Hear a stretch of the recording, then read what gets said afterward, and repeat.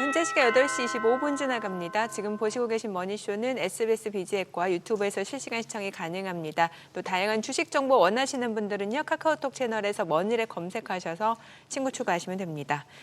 자, 오늘도 트럼프 관련된 소식이 많습니다. 지금 이번에 재임 이후 채권을 우리 돈으로 한 1,000억이 넘죠. 1억 달러 넘게 사들였고, 네. 그리고 연준의 금리 인하 압박하고, 예. 또 연준 이사 리사쿡 주담대 사기 의혹 관련해서 사퇴 압박하고 많네요. 네. 그러니까요. 우리 제작진이 아침마다 좀 머리가 아프잖아요. 네. 오프닝 할 때 뭘 가지고 그렇죠. 우리 시청자분들에게 예. 그 인사를 처음 전할까 하는 부분에서 그러니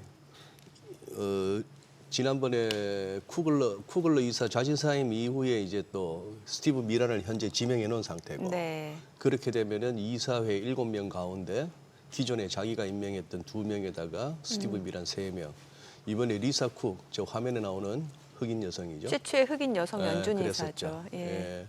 저기가 38년까지라고 돼 있는 거던데 임기가, 예. 임기가. 예. 이렇게 또 밀어내면은 자기가 지명하면은 7명 가운데 4명의 이사를 트럼프 대통령 자기 입맛에 맞는 사람으로 채울 수 있다. 이런 구도죠. 근데 조지아주 부동산을 매입할 때 실거주 용도라고 해서 대출을 받았는데 네. 그거를 임대로 내놨다고 하면 이게 만약에 사실이라고 하면 임대로. 예?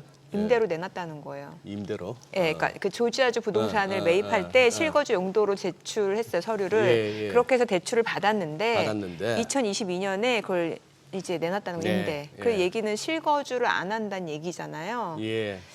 이게 진짜 사실이라고 하면은 대출 특혜인 거죠. 특혜 내지는 약간 그게 얼마든지 예.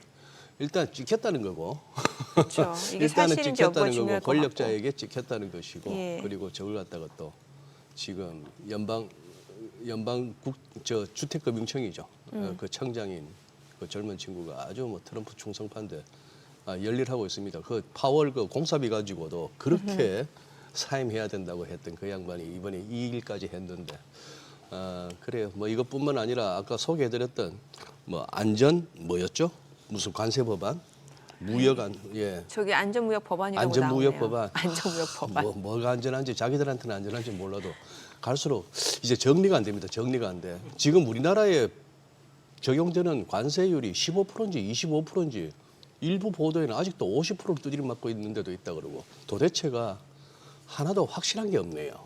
어려워요. 어렵죠. 예, 예. 네, 그렇습니다. 자, 오늘 함께 해주실 분 바로 모셔보겠습니다. 미래에셋 자산운용의 ETF 리서치 본부 최창규 본부장님 함께합니다. 어서 오세요. 어서 오세요. 안녕하세요. 예. 네, 우리 최 본부장님 얼마 만에 이 자리에 오신 거죠? 띄엄띄엄 오고 있습니다. 띄엄띄엄 오고 네네네. 있죠. 근데 띄엄띄엄 와도 네. 할 말이 너무 많아요. 그죠? 네. 자주 오면은 진짜 맨날 랩을 할 수 있을 정도의 이벤트들이 발생을 하고 있고요. 그러게요. 그리고 또 제가 ETF를 하고 있지 않습니까? 네. 아침마다 조방원, 아. 저녁에도 조방원. 어. 어찌됐건 우리 증시를 이끌었던 ETF가 네. 조선, 방산, 원자력 ETF다 예. 보니까 네. 돌아가면서 뉴스가 터져요. 어제는 웨스팅하우스 관련된 독소 조항이 또 원자력 관련된 ETF의 주가 하락 요인으로 작용을 했었고요. 그러다 보니까 저도 굉장히 정리하는 게 어렵습니다. 트럼프의 입만큼 힘든 게 최근의 한국 증시 상황이다. 이렇게 말씀을 드리고 시작해 볼까 합니다. 처음부터 랩을 하시네. 아니, 그 지난번 예. 출연하셨을 때하고 지금하고 약간 시장 분위기가 약간 달라요. 너무 많이 달라졌습니다. 네. 첫 번째는 그때만 해도 정책 기대감, 결국은 이번엔 다르다. 한국 증시. 이번엔 다르다. 협상만. 한국과 미국의 관세 협상만 잘 끝난다면 이제 모든 게 오케이. 만사 오케이. 코리아 리레이팅 스토리 고. 이렇게 생각을 했었는데요.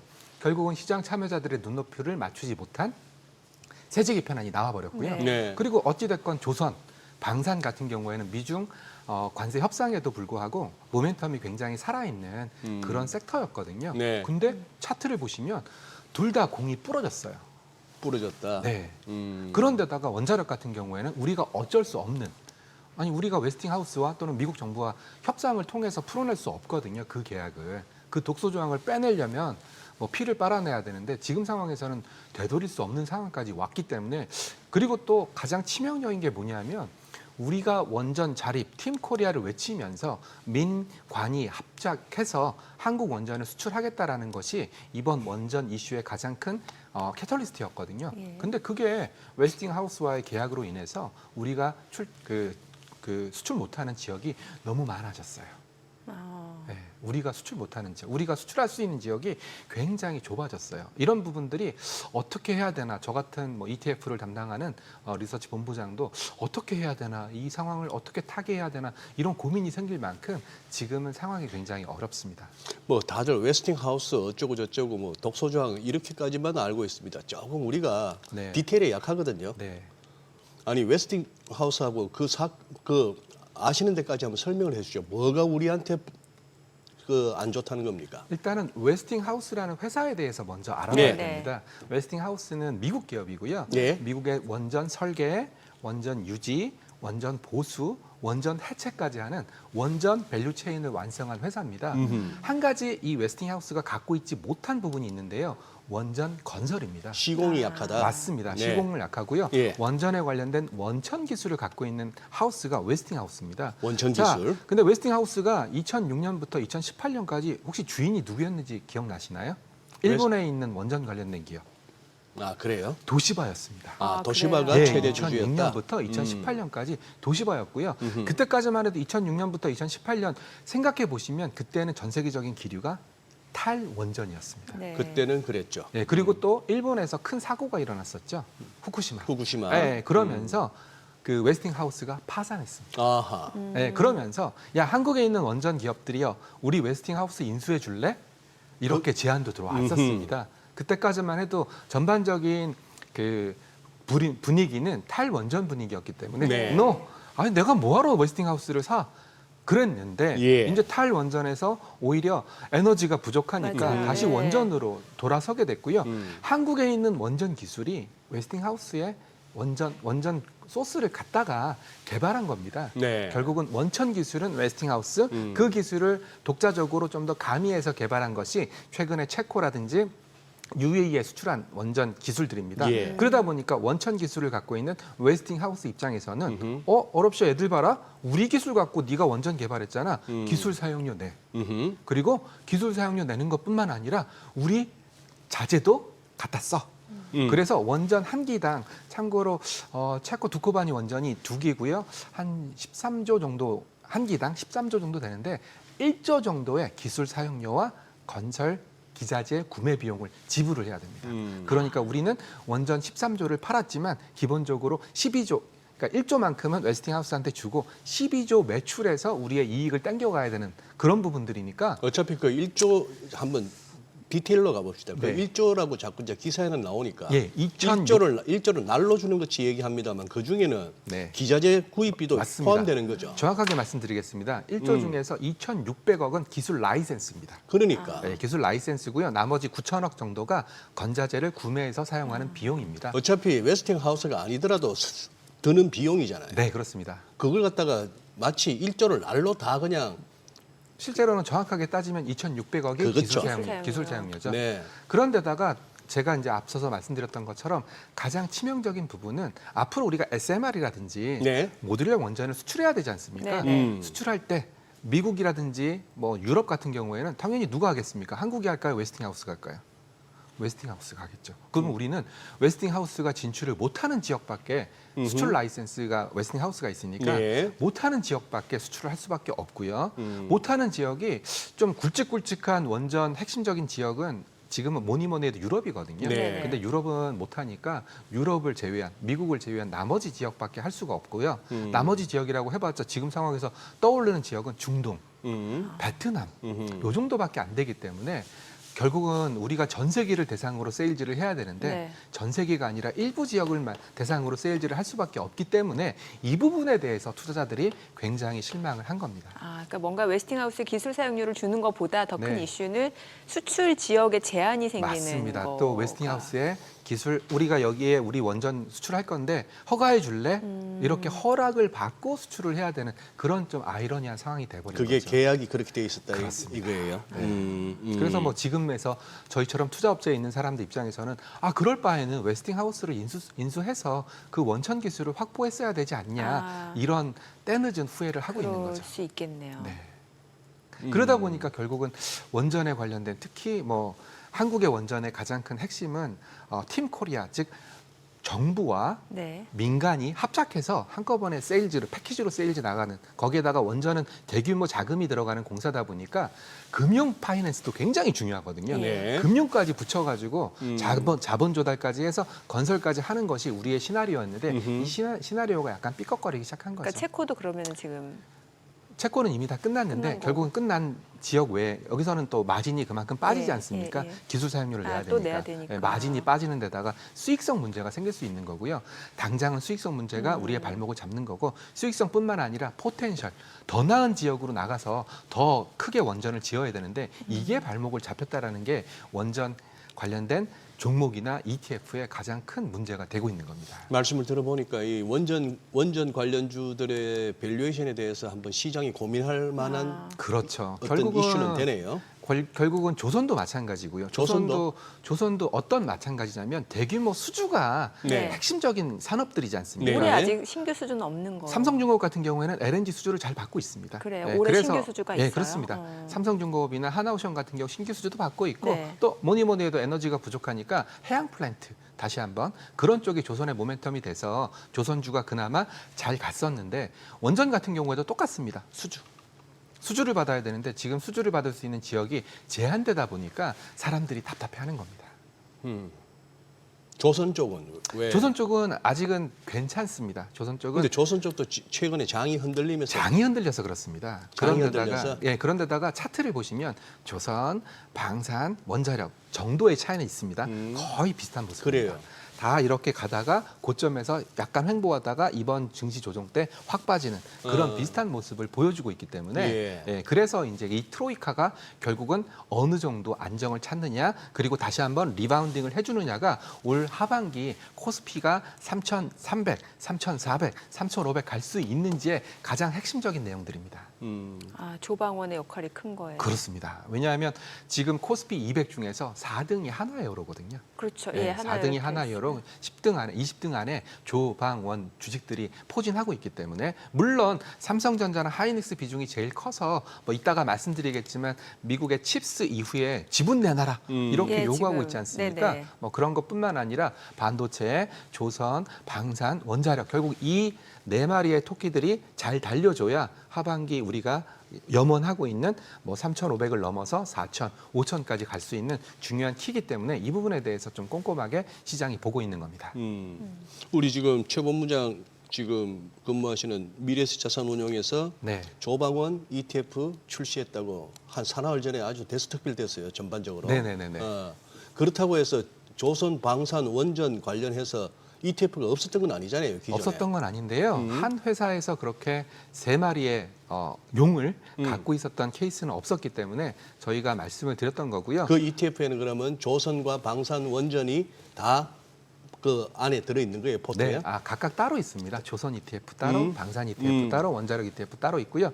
그러다 보니까 최근에 저희도 관심을 가질 수밖에 없는 게 뭐 저희만 이런 ETF를 출시한 게 아니라 아니지. 타사에서도 이런 예. ETF를 출시했고 분명히 뭐 두산 에너빌리티라든지 이런 종목의 주가에는 ETF발 수급도 포함되어 있을 포함되어 겁니다. 있죠. 예. 그렇기 때문에 저희 입장에서도 이런 조선, 방산, 원자력이 잘 가줘야지만 뭐 좀 어떻게 본다면 비즈니스가 잘 형성되는 그런 니즈도 있기 때문에 저희도 꼼꼼하게 체크를 하고 있습니다. 네. 근데 조금 어떤 출시 타이밍이 좀 늦었다는 생각은 안 하세요?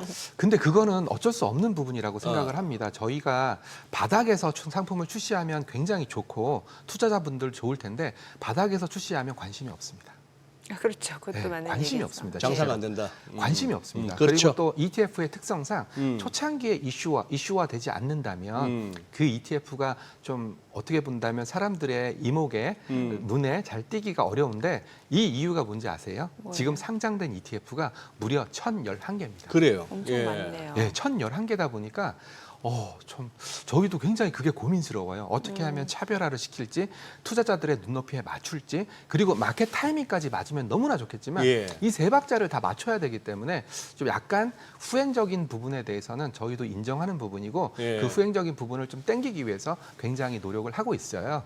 그렇지만 이번에 한미 관세 협상을 봤을 네. 때 우리가 수혜를 받는 업종들은 분명히 조선은 수혜를 받고요. 예. 그리고 반도체도 수혜를 받고요. 네. 그리고 뭐 미국 방산에 비해서 살짝 밀리지만 방산도 수혜를 받는 건 사실이거든요. 그렇기 때문에 이런 일시적인 충격, 일시적인 조정이 일어났다고 해서 이제부터 조방원 투자하면 안 돼라고 하기에는 아직은 시장이 너무 성급한 판단일 가능성이 높다라는 관점에서 지금 마음은 아픕니다. 저희도 마음은 예. 굉장히 아프지만 이럴수록 저희가 똑바로 정신 차리고 뭐 새로운 모멘텀을 찾는다든지 그리고 웨스팅하우스와의 독소 조항을 이제 이재명 대통령이 또 미국 가지 않습니까? 네. 뭐 협상이라든지 이런 걸 통해서 풀어낼 여지도 있으니까 거기에 저희도 기대를 갖고 있는 겁니다.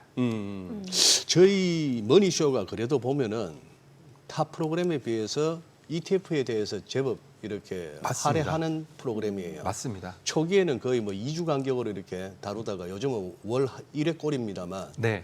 매번 이제 저희가 주력하는 거는 실컷 뒤에 끝물에 네. 한참 시세 나고 막 수익 좋고 이랬었던 이제 막 유행 타고 나라도 해볼까 할 때 그때 나오는 ETF는 매번 제가 초를 칩니다. 이거 끝물 아니에요? 혹시 네. 이러고 네. 자꾸 이제 하는 거는 말씀하신 그거거든요. 업계의 입장을 알아요. 유망한데 아직도 안 움직이는 종목들 업종 가지고 ETF 만들어봐야 안 네. 팔려요. 관심이 없어요. 네. 이거는 같이 해줘야 되는데 투자자들하고. 맞습니다. 그래서 이제 매번 우리는 지금은 아직은 안 움직이지만 앞으로 유망한데 거리에 관련해서 미리 출시하거나 지금 계획하고 계신 ETF 자꾸 찾고 있는 거예요. 맞습니다. 우리 최 본부장님도 이거 좀 도와주세요. 많은 분들이 네. 끝에 설거지하러 들어가는 게 너무 안타까워요. 근데 저는 이렇게도 생각합니다. 제일 나쁜 거 저도 애널리스트 오래 했지 않습니까? 그러니까. 저도 전목이 틀릴 수 있어요. 그리고 정민 앵커님한테 추천한 종목 틀릴 수 있습니다. 그렇지만 추천해 주셔? 네, 간혹 물어봅니다. 예. 오, 그런 사이죠? 네. 네, 틀릴 수 있습니다. 그렇지만 틀렸을 때 가장 나쁜 건 침묵하는 겁니다. 틀렸을 때 침묵하는 거. 네, 내가 뷰가 틀렸을 때 가만히 수그려 있다가 또 장이 또 반등하지 않습니까? 그거 봐, 내가 그럴 줄 알고 그때 얘기했었어. 그게 약장사들이에요. 내가 캤제, 내가 맞췄제 하는 거고 아닌 거 빠진 거는 그냥 내가 언제 그러냐 꾹 다물고 가야 그렇기 그래야 때문에 그 바닥에서 오래 가는 거지. 그렇기 때문에 제가 조선, 방산, 원자력을 계속 말씀을 드리고 있는 겁니다. 지금은 분명히 말씀하신 것처럼 주가가 빠졌기 때문에 네가 그때 조방원 얘기할 때 알아봤어. 이렇게 얘기할 수 있겠지만 저희는 아직도 조선의 수출 모멘텀 그리고 LNG선, 고부가가치선이라고 할 수 있는 LNG선, 암모니아 그리고 해양 플랜트 그리고 또 최근에 저희 그 미래에셋 자산운용의 마케팅 부분에 계신 분이 거제도로 여름 휴가를 갔었대요. 네. 그래서 제가 우스갯소리로 네. 야, 너 거제도 여름 휴가 갔으니까 뭐 하나오션 한번 갔다 왔어? 그랬더니 갔다 왔다는 거예요. 아, 어떻대요? 실제로 하나오션에서 그 관광객들을 대상으로 공장 투어해주는 프로그램이 있답니다. 여전히 도크마다 배가 가득가득하고 열심히 짓고 있다라고 얘기를 하고 있습니다. 그리고 제일 중요한 거, 조선에 대해서 제일 중요한 거, 저희 매형이 대우조선 출신입니다. 네. 그리고 그 인하대학교 그 조선공학과 나와서 아직도 선박 설계하고 있거든요. 가장 힘들답니다. 지금 여태까지 자기가 대우조선에서 하나오션에서 일했던 그 상황들 중에서 가장 열심히 일하고 있답니다.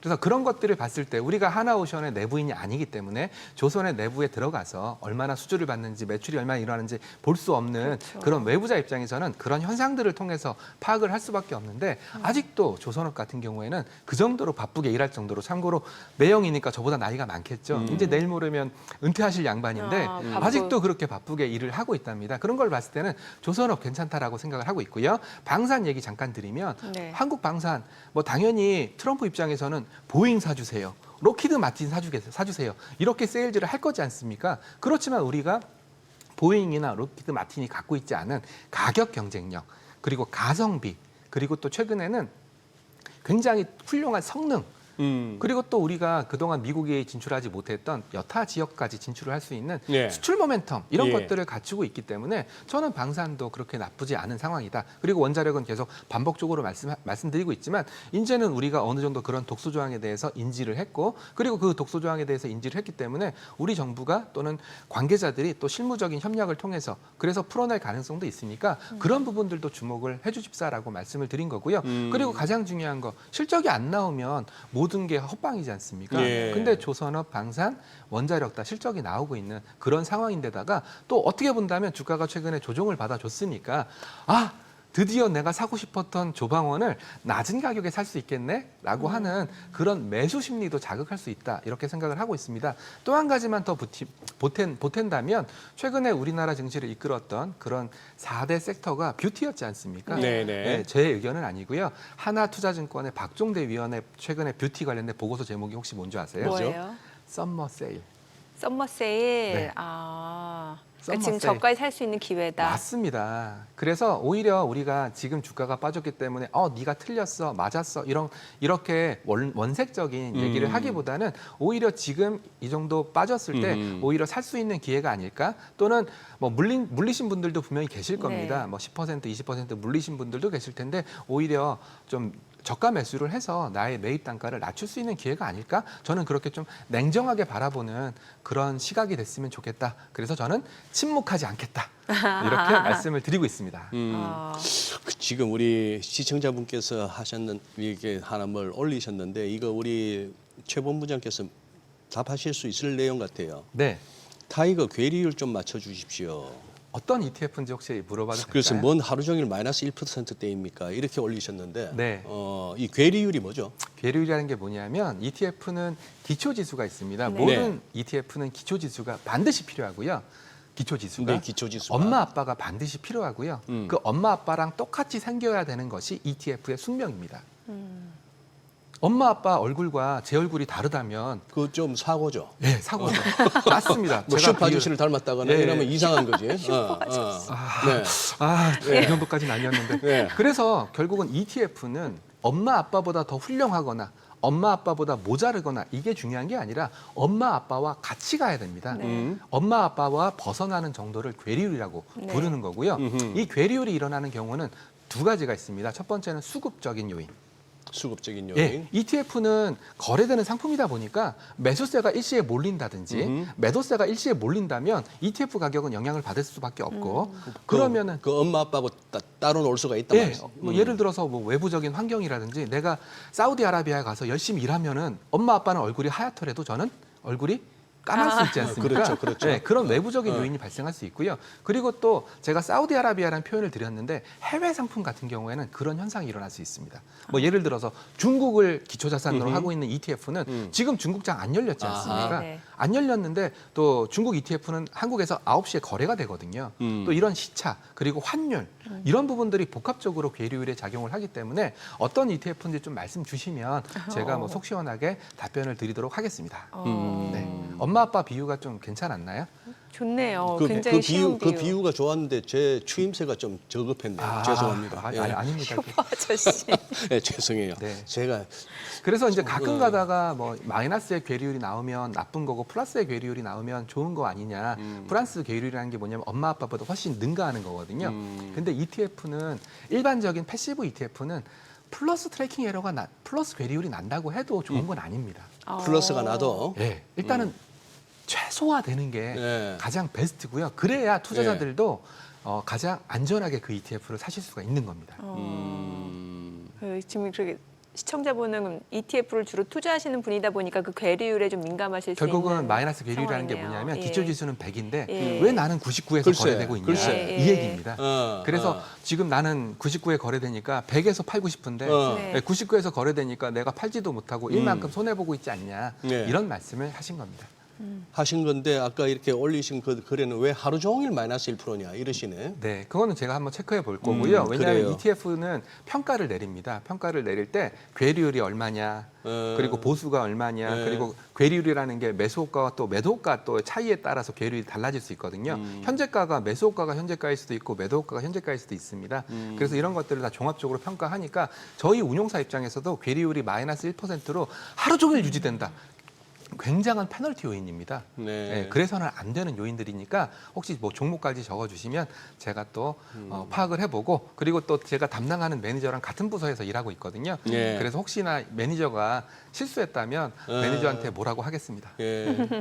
저희 우리 최창규 본부장이 우리 시청자분들 보시기에 말이 너무 막 청산유수라서 진짜 약장수처럼 보이실지 모르겠습니다만 어우. 제가 보증합니다. 저 우리 최 본부장 담백한 사람이고 네. 사심 없고요. 예. 일찌감치 이렇게 애널리스트로 출발해서 파생 쪽에 두루두루 그거 했고 지금까지 이 업계에서 이렇게 롱런하면서 저렇게 올라간다는 얘기는 실력과 인성을 겸비한 겁니다. 네, 근데 그리고 오빠 그런데 말이 너무 매끄러워요. 아, 그런가요? 너무 좀 매끄러워. 아, 실은 제가 이런 말씀 안 드렸는데요. 제 첫 직장이 LG 홈쇼핑이었습니다. LG 거기서 뭘 하신 이해되네. 거예요? 네, 쇼핑 호스트. 아 진짜요? 예, 예, 예, 예. 어. 네, 그러다가 이제 그때 마침 LG 홈쇼핑이랑 LG 증권 두 군데 다 합격을 해가지고요. 네, LG 홈쇼핑이 입사가 좀 빨라서. 아, 쇼호스트 예, 예. 아, 경력이 그래. 있으시구나. 네, 그래서 이제 제가 뭐 이번 주 월요일 날 슈카 월드 코믹스에 출연을 했었거든요. 네. 근데 이제 최근에 그런 채널들이 좀 어찌 보면 뭐 좀 안타까운 얘기지만 수익성 이슈가 좀 있어요. 네네. 아무래도 유튜브라든지 그런 컨텐츠로 수익성을 맞추기는 좀 힘들다 보니까 최근에 거기서도 어떤 물건들을 좀 그러니까 팔기 시작하더라고요. 그래서 제가 그 물건 팔아주겠다. 우스갯소리로 네, 물건 잘 팔아줄 수 있다. 뭐 그런 얘기도 살짝 했었습니다. 근데 아까 그 대우조선해양 그 하나오션 네. 그 얘기는 인상적이네요. 제가 거제 가본 지가 참 오래됐는데 네, 그래서 그때는 저 뭡니까 금융위기 이후에 아주 거제 경기가 안 좋을 때라 가지고 맞습니다. 좀 참담할 때 한번 갔었는데 네. 도크는 다 비어 있고 네. 진짜 마을에 돌아다니는 개 입에 10,000원짜리 있나 싶었더니 개는 뭐 물고 다니는 거 없었고 한데 요즘은 진짜 좋아졌는지 네. 실제 그러고 뭐 자영업자들이나 주변에 상권은 어떤지 한번 놀러서 한번 가봐야겠네. 결국은 미국 같은 경우에는 조선업에 해당되는 밸류체인이 하나도 없습니다. 음. 예를 예, 들어서 예. 대우조선과 같은 하나오션과 같은 그런 조선사만 있어야 되는 게 아니라 기자재를 납품하는 회사, 부품을 납품하는 회사, 철강을 납품하는 회사 이런 밸류체인들이 완성이 돼야 되는데 미국 같은 경우에는 그 밸류체인이 없기 때문에 네. 한국과 같은 우방국한테 예. 그 조선업 밸류체인을 미국에다 한번 만들어 줄래? 이런 모멘텀들이 최근에 조선업 관련된 ETF의 주가를 이끌었고 근데 제가 거제도를 자주 내려가니까 말씀을 조금만 더 드리면 네, 불행하게도 2차 벤더, 3차 벤더들은 많이 없어졌습니다. 그러죠. 예, 우리가 네. 불황을 겪으면서 예, 예. 2차 벤더, 3차 벤더가 많이 없어졌기 때문에 거제도 자체의 경기, 거제도 자체의 뭐 화랑 이런 건 아닌 것 같습니다. 알겠습니다. 자, 지금 시각 8시 52분 지나갑니다. 오늘 양시장 호가 상황 좀 체크해 보도록 하겠습니다. 먼저 코스피부터 좀 볼게요. 오늘 0.3% 하락 예상되고요. 지금 3,119포인트로 집계가 됩니다. 코스닥도 역시 하락 출발 예상되고 예상 체결 지수는 775포인트죠. 시가총액 상위 종목 예상가 보겠습니다. 삼성전자 오늘 1.4% 상승 예상되고요. 지금 호가는 71,500원. SK하이닉스가 지금 6% 하락이 예상됩니다. 지금 예상 체결가가 239,500원이고요. LG에너지솔루션 0.4% 상승 예상되고요. 삼성바이오로직스 호가는 102만1,000원. 그리고 삼성전자 우선주 58,100원으로 집계가 됩니다. 현대차 보합 출발 예상되고 있고요. 기아가 0.8% 상승 예상되고 있습니다. 호가 106,000원. 한화 에어로스페이스 상승 출발 예상됩니다. 예상 체결가 819,000원이고요. KB금융, 현대중공 오늘 보합권 그리고 하락 출발 예상되고 있습니다. 코스닥 시가총액 상위 종목 예상가 보도록 하겠습니다. 알테오젠이 오늘 1% 하락 예상됩니다. 지금 호가는 41만 5,500원, 에코프로비엠 0.9% 하락 예상되고요. 펩트론 오늘 4% 상승 예상됩니다. 예상 체결가 32만 3,500원, 에코프로 보합 예상되고 파마리서치 호가는 65만 8,000원으로 집계가 됩니다. 삼천당작 0.9% 하락 출발 예상되고 있습니다. 호가 17만 7,000원. 리가캔바이오, HLB, 레인보로보틱스 지금 아직까지 호가에서는 큰 움직임 나타나지 않고 있고 에이벨바이오 보합권 출발 예상되고 있습니다.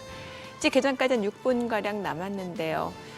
글쎄요, 지금 일단은 지금 호가에서는 SK하이닉스 호가가 조금 왜 저렇죠? SK하이닉스? 그러게요. 이게 어제- 단순히 그냥 호가 어제 대만 증시도 많이 빠지고 특히 TSMC가 4.2%나 급락을 했는데. 간밤에 왜 뉴욕 증시에서 보면은 뭐 엔비디아라든지 AMD 좀 저가 매수 유입이 되긴 했는데 장중 흐름 보셨어요? 장중에 움직임이 굉장히 크더라고요. 네, 낙폭도 좀 컸었고 또 최근에 뭐 AI 거품론 얘기 나오는데 네, 예. 이게 이러다 보니까 팔란티어 테크도 그렇고 이런 쪽이 좀 네. 장중에 흐름이 좀 변동이 크더라고요. 반면에 삼성전자는 괜찮고 이 어떻게 최 본부장님은 네. 이거 이해가 됐어요? 삼성전자하고 SK하이닉스의 이 괴리. 일단은 이런 경우에는 두 가지로 보셔야 됩니다. 네. 결국은 하이닉스가 잘하고 있는 부분이 뭐냐? 하이닉스가 네. 잘하고 있는 부분은 뭐니 해도 HBM4고요. 그렇죠. HBM4 관련해서 전일 밤 마이크론 주가가 좀 많이 빠졌습니다. 마이크론 주가가 많이 맞아요. 빠진 이유를 꼼꼼히 뜯어보면은 예. 결국은 마이크론, 하이닉스, HBM 시장에서 삼성전자보다 앞서고 있는 선발 예. 주자들인데 예. 결국은 이렇게 주가가 공이 약세를 보이고 있다는 얘기는 네. 삼성전자의 HBM이 지금 굉장히 잘하고 있다라는 뜻으로 해석할 수 있는 부분입니다. 왜냐하면 삼성전자 같은 경우에는 HBM 시장에서 거의 존재감이 없는 그런 상황인데 어찌됐건 칩스 이후에 미국 정부가 삼성전자 지분을 보유하겠다, TSMC 지분을 보유하겠다 이런 의미를 내비치고 있거든요. 네. 거꾸로 얘기하면 미국 정부와 삼성전자가 한몸이 돼서 갈 수 있는 어떻게 본다면 기회도 될 수 있습니다. 그렇다면 아직 SK 하이닉스 같은 경우에는 미국 정부와 일체가 돼서 또 미국의 공장을 빵빵빵빵 지으면서 이렇게 가장 유기적으로 못하고 있는 기업이 하이닉스거든요. 그렇다면 결국은 삼성전자의 강세, 하이닉스의 약세는 HBM 모멘텀 그리고 미국 정부와 어떻게 본다면 긴밀한 관계를 어느 정도까지 유지하고 있느냐 이런 것까지 내다봐야 되고요. 그런 의미에서는 오히려 삼성전자가 하이닉스보다 훨씬 더 잘하고 있다. 이렇게 해석할 수밖에 없는 대목들입니다. 그래요. 네. 그래서 저희 그 ETF 업계에서도 지금 상황에서는 오히려 삼성전자가 좀 많이 들어간 그런 ETF들이 좀 좋지 않겠냐 그런 의견도 조심스럽게 시장에 던지고 있는 상황입니다. 우리 최 본부장 그 어떤 애널리스트와 이코노미스트의 그 DNA는 여전히 안 사라졌을 텐데 지금 이거 관세 이거 일일이 뭡니까 팔로우하면서 정리하시나 몰라요. 이 얘기는 이해가 되던가요? 철강 알루미늄 관련해 가지고 네, 50% 관세고요. 어. 네, 그리고 또 철강 알루미늄이 들어간 들어간 품목에 대해서도 관세를 물겠다라는 얘기가 최근에 나오면서 이래 버리면 화장품 뚜껑 그러니까요. 이것도 철강으로 만들면 이것도 품목 관세를 때리겠다. 아니 거기서 네. 제가 이제 정리가 되십니까라고 하고 있고 우리가 과연 디테일한 게 들어가서 어디까지 정확하게 아느냐 그리고 그 관세를 발표하는 미국인들 제대로 뭐 기억하면서 가느냐 이게 이제 의심스러워서 그러는데 그래요. 화장품 뚜껑에 알루미늄이 좀 들어가 있어요. 네. 그렇다고 해서 그 화장품 가격 전체에 대해서 50%입니까? 아니면 거기서 그 화장품에 있어서 그 알루미늄 용기? 그 용기 비중이 뭐 한 5%다 10%다. 그러면 전체 가격의 그 정도에 대해서만 50%다. 뭐예요? 전체 가격에 대해서입니다. 그러면 또 네. 기자들이 잘못했네. 제가 처음에 접한 거는 전체가 아닌 뭐 예를 들어서 자동차 저 화장품 용기를 하니까 좀 작지만 네. 자동차 부품 가운데 뭐 이런 것들에 알루미늄이 들어가잖아요. 실제로 이제 알루미늄 들어간다 그러면 자동차에다 50%를 때린다고 말이 안 되죠, 그거는. 이제 실제로 근데 그건 부품을 수입할 경우에는 그 부품에 대해서만 50%니까. 네, 부품에 대해서만 50%. 그렇게 해석을 하셔야 네? 돼요. 네. 그러니까 완성차 자체를 수입이 아니라 만약에 그 부품을 수입하면 그 부품에 대해서 50%니까. 네. 말씀하신 내용이 네. 정확합니다. 왜냐하면 네. 뭐가 정확하냐면 아직까지 그 부분에 대해서는 완벽하게 정의가 내려지지 않았고요. 실제로 이 이슈가 발생한 게 반도체부터 먼저 네, 발생했거든요. 네, 네. 반도체가 들어간 상품이 솔직하게 세상 모든 상품이 다 반도체가 들어갔지 않습니까? 예, 그래요. 그렇죠. 네, 그래서 품목 관세를 때려서 반도체 300% 관세를 때리고 또 반도체가 들어간 상품에 대해서 관세를 때리면 삼성전자 DX 사업부가 굉장히 큰 손실을 볼 거다 이런 분석들이 많이 나왔었습니다. 예. 그래서 아직까지 시장에서는 어떻게 명확하게 정리가 된 건 없습니다. 그렇지만 우리는 어려워요. 이렇게 관세를 부과하게 되면 완제품, 파생 상품에 대해서도 동일하게 관세를 부과할 가능성이 높으니까 미국 같은 경우에는 수입 물가가 올라갈 수밖에 없다. 왜냐하면 그 관세를 수입 업체들이 부과를 해야 되거든요. 자기네들이 물건을 떼올 때 10,000원에 떼오던 것을 결국은 관세만큼 더 비싸게 떼와야 되니까 그 수입 물가에 떼온 부분을 그것을 가격에 전가할 수 있냐? 아직까지는 전가가 안 되고 있기 때문에 네. PPI가 그렇게 많이 올라간 건 아니다. 이렇게까지 해석이 되고 있습니다. 아니 그리고 최근에 트럼프 정부에서 인텔 지분 매입하겠다는 얘기가 있잖아요. 네. 그러니까 뭐 트럼프식 국유화냐 이런 얘기도 나오고 있는 상황이고 사실 자국 기업 살리는 측면에서 본다라고 하면 그건 또 당연한 과정일 수도 있을 것 같고요. 결국은 트럼프가 원하는 것은 소버린 AI라고 해서 네. 반도체, AI, 방산 이런 자기네들이 지켜야 되는 산업들은 그렇죠. 첫 번째 미국에다 공장 지어라. 예. 대신에 보조금 줄게. 근데 이 얘기가 조금 바뀐 겁니다. 보조금 보조금 대신에 우리가 너희 지분 가져가 줄게. 네. 그러면서 제가 아침에 출근을 하면서 계속 그 관련된 영상들을 보면서 공부를 좀 했었는데요. 네. 시장의 의견은 반반으로 갈려요. 이러면 네. 미국의 입김에 의해서 반도체와 같은 산업이 좌지우지 되는 거 아니냐. 내용을 개장하고 조금 더 자세히 좀 네, 들어보도록 알겠습니다. 하겠습니다. 저는 국내 증시로 확인해 보죠. 개장합니다.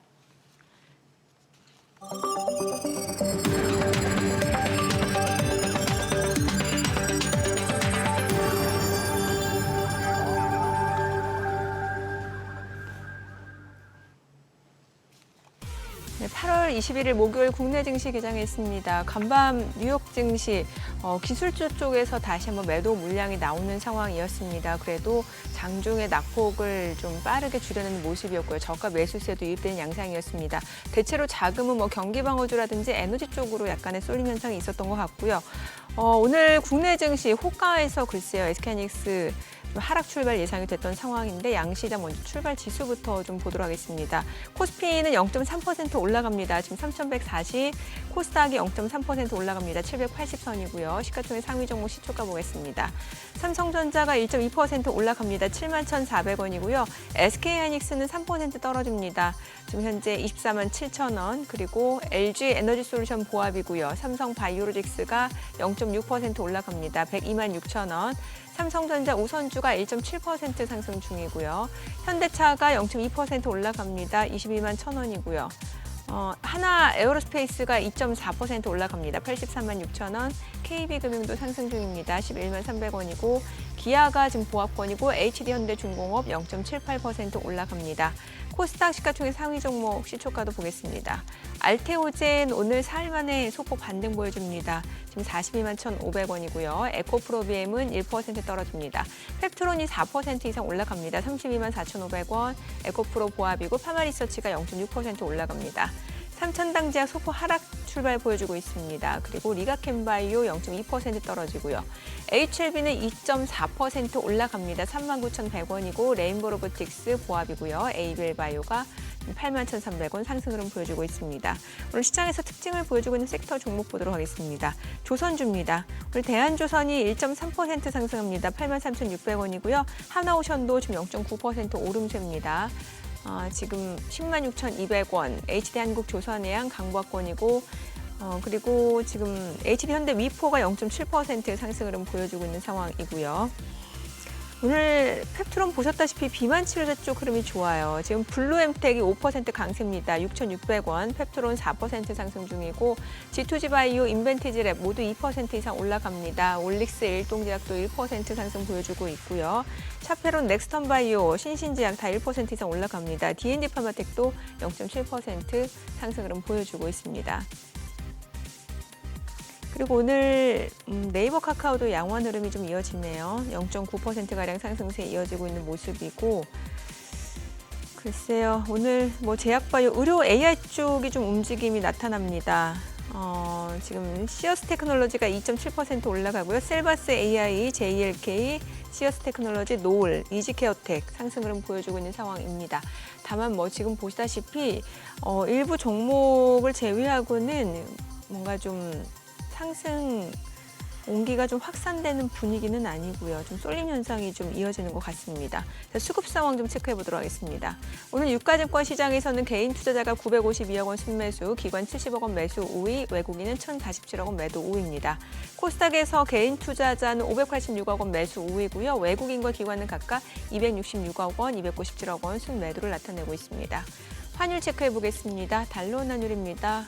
오늘 1원 40전 하락한 4,397원에 개장이 됐습니다. 자, 일단 오늘 대형주 쪽으로는 좀 매수세가 유입되고 있는 상황입니다. 지금 뭐 조선주도 좋고 방산주도 좋고 그동안 좀 가격 조정이 나타나더니 오늘은 그래도 또 빠르게 올라갑니다. 김밥은요? 김밥이요? 네. 어제 김밥주 올랐었죠. 오늘 좀 떨어져요. 우양이 2% 떨어집니다. 아, 오히려 S&D, 불닭 소스 쪽이 올라가요.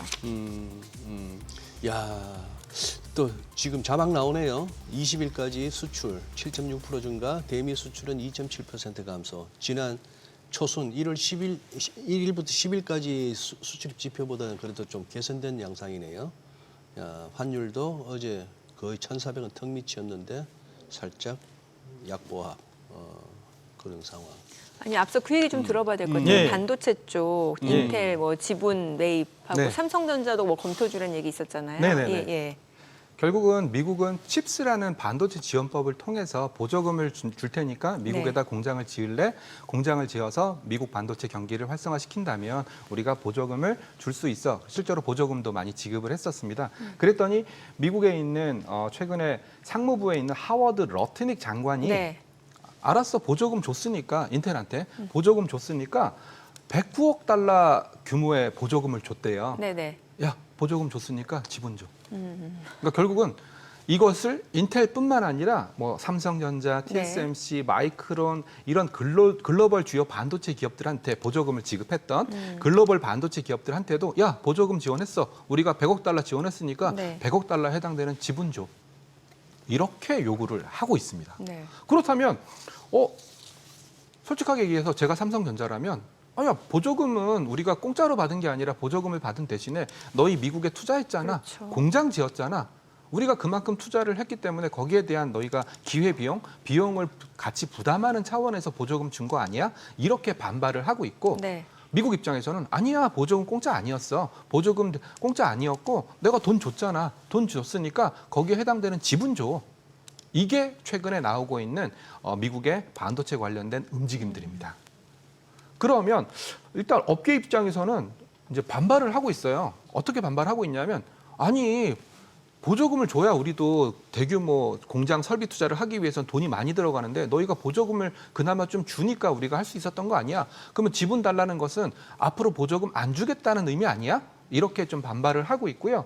그리고 또 너희가 지분을 가져가게 되면 어찌 됐건 삼성전자 입장에서는 미국 정부라는 또 새로운 주주가 생기는 거니까 예. 경영권에 간섭할 거고 또 기술에 간섭할 거고 또 삼성전자 특유의 또 발빠른 기술 전환이라든지 이런 거에 태클을 걸 가능성도 굉장히 높은 상황입니다.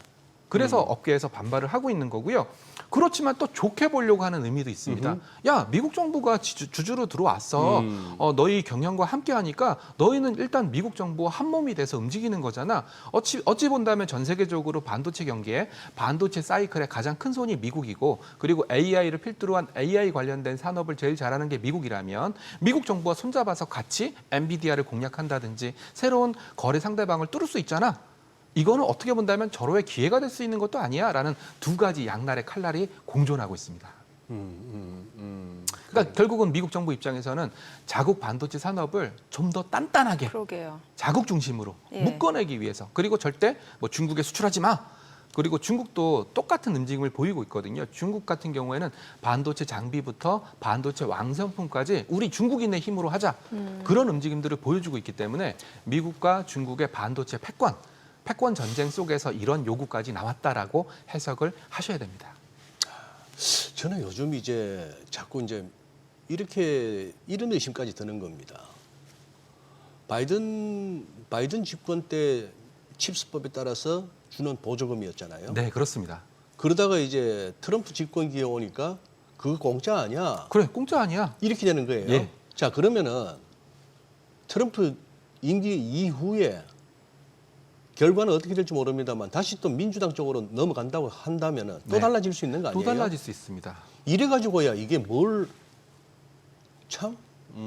그래서 이제 아마 제가 삼성전자 관련해서 뭐 리서치를 좀 하다 보면은 삼성전자의 가장 큰 딜레마도 그거예요. 그렇게 보조금 준다고 해서 텍사스, 오스틴, 파운드리 공장 지어놨거든요. 네. 수주가 없으니까 공장이 놀고 있는 거예요. 근데 그런 반도체 설비 공장이라는 게 한두 1, 2억 갖고 짓는 게 아니거든요. 그러니까요. 그러니까 삼성전자나 이런 하이닉스 입장에서도 굉장히 큰 부담이 될 수 있는 거죠. 만약에 그렇게 공장을 지어놨는데 엔비디아가 수주를 안 주고 뭐 파운드리 공장 같은 경우에 엔비디아가 수주를 안 주고 뭐 AMD가 수주를 안 줘버리면 놀릴 수밖에 없거든요. 그래서 그런 부분들도 어떻게 본다면 이런 반도체, 특히 한국 반도체 기업들한테 어떻게 본다면 크나큰 리스크가 될 수 있으니까 야, 미국 정부가 들어와 줄게, 지분으로. 들어와 주면 너희들이 좀 책임을 져줘. 우리 공장 놀고 있잖아. 이렇게 또 요구를 할 수 있다는 측면에서는 어떻게 좀 긍정적으로 볼 수 있는 시각도 존재를 합니다. 그러니까요. 네. 그리고 또 제가 아까 말씀을 예. 저는 잘못 드렸던 것 같은데요. 어떤 거요? 만약에 50%의 철광 관세를 예. 때리면 화장품 뚜껑에 철강이 들어가면 요 뚜껑만, 뚜껑? 네, 뚜껑만. 예. 그런 거죠. 네, 뚜껑만. 예, 그러니까 제가 그건 말씀 잘못 드린 것 같습니다. 그래. 그리고 저거는 어떻게 보세요? 이제 오늘부터 해서 2박 3일 동안 잭슨홀 미팅이 있다는데 네. 어제는 또 FMC 의사록도 7월 달까 공개됐을 한데 네. 지금 우리 약간 미국도 그렇고 우리도 그렇고 사실 우리도 어제 아래꼬리 달리고 미국장도 아래꼬리 일봉에서 아래꼬리 달린 걸 봐서는 이게 설령 조정이 깊어지더라도 오늘 당장 빠지지 않는다는 강력한 어떤 기술적 신호였는데 그리고 또 결국은 금리 인하 기대감이 작용한 거예요. 한 거죠. 예. 예, 그러니까 어떻게 요번에 요 약간 장이 위태위태 내지는 좀 힘 딸리는 와중에 파월이 어느 쪽으로 이렇게 힘을 실어줄 것 같아요. 일단은 한 2년 전에는 그때 아작냈잖아요, 그냥 시장. 그렇죠. 아작냈었죠. 거의 네. 매파적으로 나오면서 뭐 목표 물가 지표 이런 얘기하면서 아작을 냈었는데요. 일단 하나씩 뜯어볼게요. 고용 같은 경우에는 미국에서 많이 감소했지 않습니까? 네. 감소했는데 또 실업률은 그렇게 높지 않아요. 네. 예. 네. 근데 또 실업률을 뜯어보면은 또 파트타임 고용이 많아졌어요. 파트타임. 파트타임. 그러니까 파트타임 알바. 예. 알바들을 많이 하면서 또 실업률이 낮아졌기 때문에 이걸 또 그대로 봐야 되냐. 결국은 우리가 실업률을 볼 때는 뭐 정규직이라든지 예. 이런 것들의 고용이 많아져서 실업률이 떨어져야지만 그 실업률이 진정한 실업률이라고 보는데 또 파트타임 고용이 많아져가 실업률이 떨어졌단 말이죠. 그리고 또 CPI는 또 기대치 정도로 나왔는데 PPI는 또 높게 나왔단 말이죠. 네, 이런 거 봤을 때는 결국은 앞서 우리가 계속 반복적으로 얘기했던 관세가 부과된다면 수입업자들이 네. 그 관세를 가격에 전가할 거냐 예. 안 할 거냐 그걸 따져봐야 되는데 개인적으로는 전가를 할 거다. 그래서 PPI를 필두로 해서 미국 물가는 올라갈 가능성이 높고 그렇다면 파월 입장에서는 wait and see 두고 보자. 어차피 지금 저만 이런 생각을 하는 건 아닐 거라고 생각을 하거든요. 네. 뭐 미국에 있는 분들도 다 똑같은 생각을 할 거니까 결국은 관세가 부과돼서 본격적으로 PPI가 올라가고 PPI가 올라가니까 그 올라간 PPI대로 소비자 물가가 CPI가 올라가고 이런 상황들이 연출된다면 기준금리 인하 기대감을 그렇게 강하게 내비치는 것보다는 좀 은근히 그리고 물가 지표를 확인하고 그리고 내비치는 그런 식으로 발언할 가능성이 높다라고 좀 판단을 하고 있습니다. 그래서 결국은 뭐 파월이 무슨 말을 할지 모르겠지만 지금 시장에서는 뭐 그렇게 뭐 시장이 원하는 비둘기적인 발언을 할 것 같지는 않은 것 같은데 이런 생각들을 예. 하고 있어서 예. 저희 같은 그 ETF 업계에 있는 사람들도 비슷하게 보고 있습니다. 그다지 비둘기적인 스탠스를 안 보일 것 같다. 네, 그렇게 보고 있습니다. 그리고 또 결국은 앞서 그 소장님께서도 말씀하셨던 것처럼 네. 그 트럼프 대통령이 원하는 연준 위원 구성이 되려면 예. 어찌됐건 파월 의장이 물러나야 되지 않습니까? 네, 그래서 당장 파월 의장 입장에서도 당장 뭔가 트럼프가 원하는 그런 얘기를 해줄 가능성은 그렇게 높지 않은 거 아닐까라는 생각을 살짝 하고 있습니다. 네. 그나저나 우리나라 지금 노란봉투법 네. 이게 지금 임시국회 본회의 통과 예정이라고 하는데 이 노란봉투법이 시장에 어떤 영향을 주는지 네. 요거 좀 정확하게 좀 알려주세요. 예, 알겠습니다. 결국은 그 노란봉투법은 뭐 노동과 관련된 법안이에요. 만약에 예. 뭐 재해가 일어난다든지 그랬을 때 경영진한테 뭐 피해를, 그러니까 노조가 뭐 파업을 한다든지 했을 때 과거에는 파업에 해당되는 뭐 손실이라든지 이런 것들을 경영진이 노조한테 배상을 물어서 네. 파업을 은근히 못하게 압박을 한다든지 그런 노동과 관련된 법안이 노란봉투법인데요. 일단은 지금은 저는 노란봉투법 요거 하나만 트리거로 볼 필요는 없다라고 생각을 해요. 결국은 4월, 5월, 6월 우리나라 시장이 전 세계에서 1등으로 상승률을 달릴 때 가장 큰 기대감, 제가 옆에서 지켜봤을 때 가장 큰 기대감은 상법 개정안. 드디어 주주가 이 회사의 주인이다. 이렇게 선언을 했었고 그리고 세제 개편안, 배당소득 분리과세, 자사주 강제 소각 이런 어떻게 본다면 정책 기대감이 아우러지면서 한국 시장의 상승을 이끌어냈다라고 저는 생각을 하고 있습니다. 결국은 이런 기대감이 허물어지면서 네. 3,200선에서 지지한 박스권 공방 그리고 뭐 최근에 3,100선까지 밀리기도 했었지만 이런 정책 기대감이 무너지면서 결국은 우리나라의 조정이 일어났다라고 생각을 하고 있어서 결국은 이 무너진 기대감 그리고 못 믿겠다 이 분위기를 좀 돌려설 수 있는 정부 쪽에서의 획기적인 시선 개선 이런 것들이 좀 요구되는 상황이다. 저는 그렇게 좀 생각을 하고 있고요. 좀 기다려 봐야 돼요. 왜냐하면 저희들 업계에 있는 저희들도 계속 의견 개진을 하고 있거든요. 네. 야, 양도세 대주주 10억 이거 너무하다. 예. 예, 50억 원위치 시켜놓지 않으면 지금 상황에서는 또 연말에 또 코스닥 종목들은 또 한 번 곡소리 날 수 있다. 그런 메시지들을 계속 전달하고 있으니까 이 방송을 보고 계신 시청자분들도 저희 같이 업계에 있는 사람들도 이런 기대감을 다시 한번 살리기 위해서 굉장히 애를 쓰고 있으니까 조금만 기다려 주시길 말씀을 드리고 있고요. 당장 이재명 대통령이 방미하고 그래서 저는 한 9월 정도 돼야 좀 가시적인 이런 정책 불확실성과 관련된 가시적인 성과가 나올 테니까 조금만 더 기다려 달라 이렇게 말씀을 드리고 있습니다. 그 기다려달라는 말씀을 주셨는데 이제 네. 그게 어떤 얘기로 들리냐면 네, 그러면 코스피가 가려면 네, 아직 시간이 더 필요하니 맞습니다. 예, 일단 지금은 아니고 예, 시장 관점에서는 이거는 저만 이런 말씀을 드리는 예. 게 아니라 제가 최근에 대신증권에 있는 이경민 부장님이랑도 네네. 같이 한번 이제 방송을 했었어요. 예. 그래서 이경민 부장님도 일단은 지금 상황에서는 뭘 어떻게 할 수 있는 게 없다. 음. 우리가 웨스팅하우스한테 야 독소 조항 없애 당장 얘기할 수 있나요? 얘기 못 합니다. 그리고 상법 개정안 이렇게 가야 돼. 얘기는 할 수 있지만 그게 네. 반영되기까지는 또는 정책 위반자들이 움직이기까지는 시간이 필요하기 때문에 일단은 8월 달에는 좀 쉬어가자. 그동안 너무 세게 달렸으니 좀 쉬어가자라는 얘기를 나눴었고요. 저도 비슷한 얘기를 하고 있는 겁니다. 네. 그래요. 저도 어떻게 할 수 없습니다. 제가 국회로 나가서 국회의원이 되지 않는 이상 네, 당장 어떻게 할 수 있는 영역이 없기 때문에 그 부분에 대해서는 저도 현장에 있지만 좀 안타까운 부분입니다. 국회의원 한 명 갖고는 택도 없습니다. 네. 최창규 의원 한 명이 암만 어떻게 한다 손 치더라도 네. 이게 두 분이 가세요, 두 분. 둘 갖고도 안 돼요. 네. 이게 소장님은 대구로 출마하셔야죠. 사회적 합의라는 것이 네. 참 도출해내기가 어려운 건데. 네. 근데 저는 많이 세상이 달라졌습니다. 예전에는 이런 일들이 있었을 때 어쩔 수 없지 뭐 정부가 결정했으니까 따라야지 이렇게 어떻게 본다면 좀 수능적인 그런 대응을 했다면 제가 옆에서 가만히 지켜보면 목소리 크게 내시는 교수님들도 굉장히 많아요. 그리고 요즘 국민청원도 네, 국민청원도 적극적으로 하고 예. 그렇기 때문에 당장의 가시적인 변화는 일어나기 힘들겠지만 한두 달 정도 기다려 보면 뭔가 정책의 변화 기대감이 있으니까 근데 그 기간 동안 또 투자하시는 분들은 또 마음이 아프시겠죠. 미국 가야죠. 네. 예. 그런가요? 그러면 안 될 텐데. 그래서 저도 실제로 타이거 코리아 배당 다우존스라고 해서 네. 약간 배당 성장주를 묶어놓은 ETF에 좀 많이 투자를 해놨었거든요. 미국 쪽. 한국 쪽.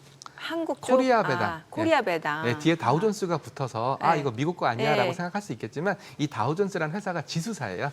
예, 아까 그 얘기했던 예, 그 괴리율 엄마 예, 아빠에 예. 해당되는 그 지수를 만든 지수사여서 예. 코리아의 배당 성장주들을 묶고는 그런 ETF에 투자를 좀 많이 해놨어요. 연금도. 근데 당연히 금융주도 많이 들어갔고 그러다 보니까 최근에 이런 상법 개정안 세제 개편안이 우리의 눈높이에 못 미치면서 주가도 많이 하락했는데 저는 기다려 볼 생각입니다. 알겠습니다. 그래요? 오늘 내용 잘 들었습니다. 고맙습니다. 예, 감사합니다. 오늘 들으신 내용과 관련해서 더 다양한 정보 원하시는 분들은 카카오톡 채널에서 머니를 검색하셔서 친구 추가하시기 바랍니다.